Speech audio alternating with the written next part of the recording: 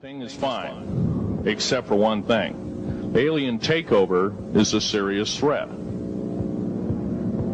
Kept totally out of the public view, off the surface, I'm sure the underground bases, without question, are being used as a place to house alien takeover. Alien takeover means the implementation of a one-world government. Direct opposite of constitutional law, direct opposite of freedom of choice, freedom of religion, other freedoms that go with it, right to bear arms. We are the militia of the United States. Every single person who believes in the Constitution of these United States and its Bill of Rights is a militia member.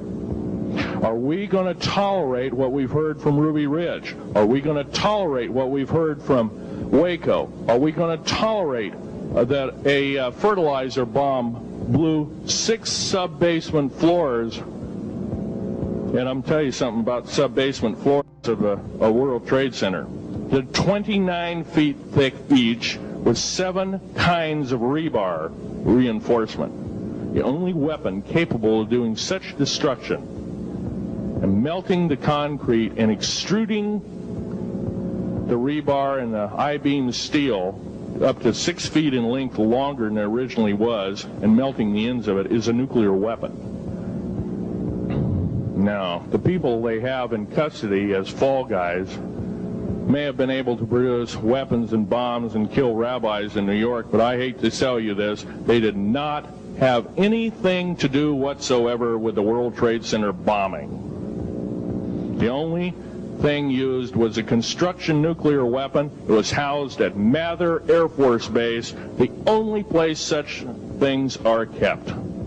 Incidentally, about Mather Air Force Base in Oklahoma City, Mather Air Force Base trucks were seen 2 weeks before the Alpha P. Murrah building got blown to pieces.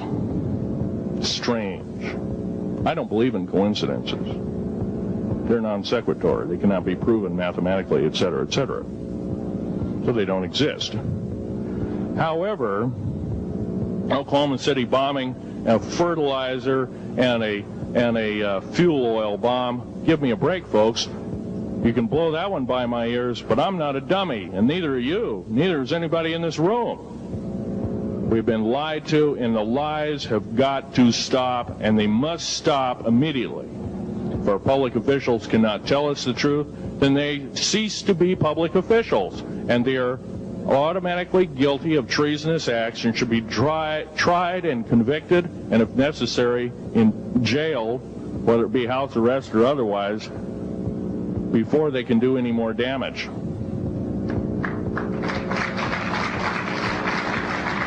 Janet Reno. Janet Reno is a confirmed lesbian. She got out in front of public TV and said so. Janet Reno cheated her way through law school. It's provable. It's on the congressional record. It's also in question. It's on the law school that she graduated from.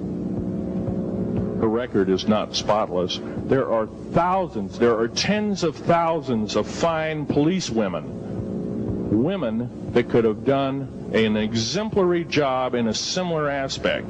Janet Reno is a murderer of our children and should not be tolerated to live.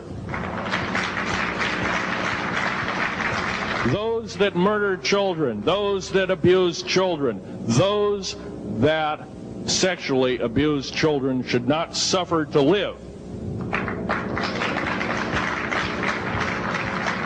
The CS gas that was poured in onto the Waco complex of Mr. Koresh, CS, by the way, stands for cesium. Cesium is an atomic element. It's an isotope. It's a radioactive compound.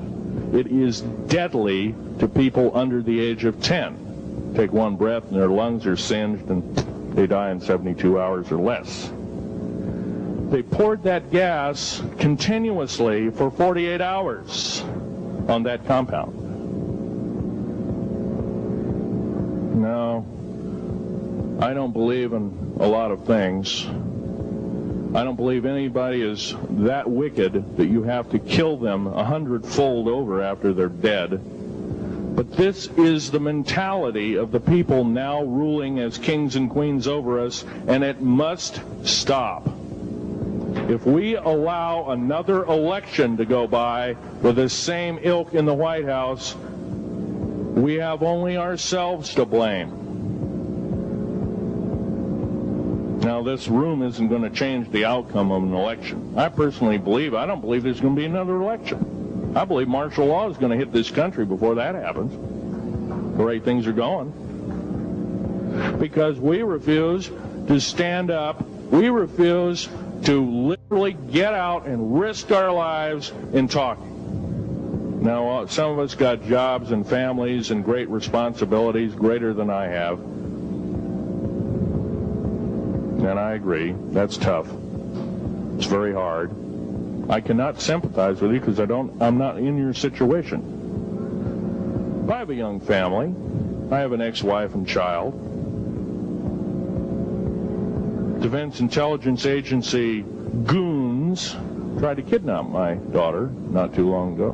My ex-wife, working in the state government services in Oregon, picked up her .22 handgun, shoved it in the back of the neck of this one person. Give me my daughter back. If I don't, I pull the trigger.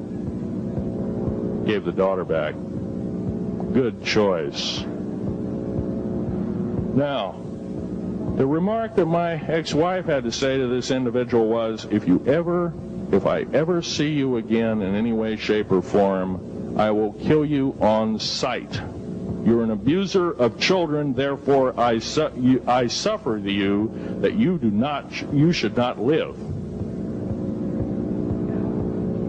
By the way, she threatened a federal agent. She should be in jail, blah, blah, blah. Nothing like that's happened. These people don't want publicity.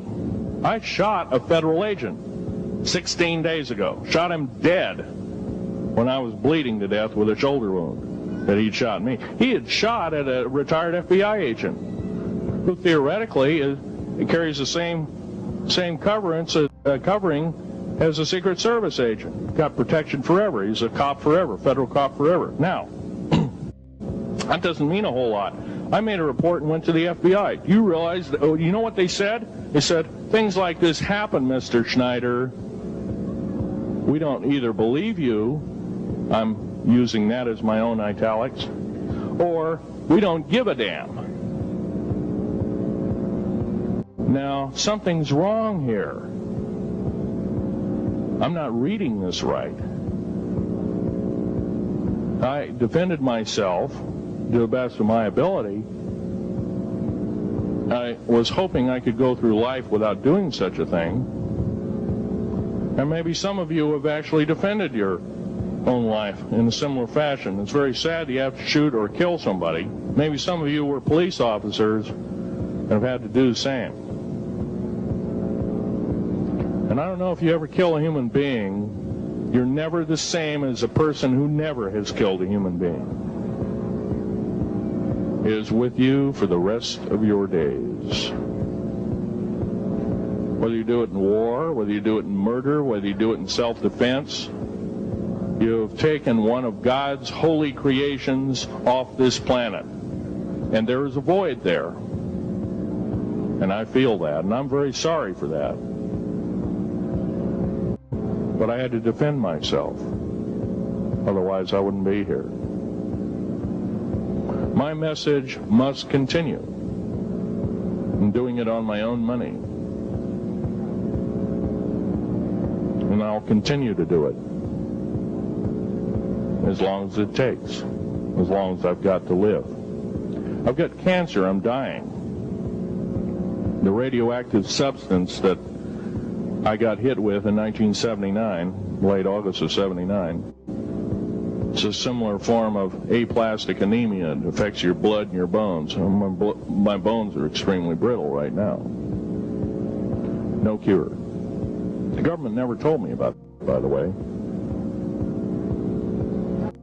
Now, to sum up everything in this talk, There's going to be a few questions. I'll answer as many as I can for the next speaker. However, I want to sum up and say that every one of you in this room is a participant in secret things, and you're very brave indeed, and you should all turn around to one another and shake each other's hand and say thank you for being here. Would you please do that and greet your neighbor?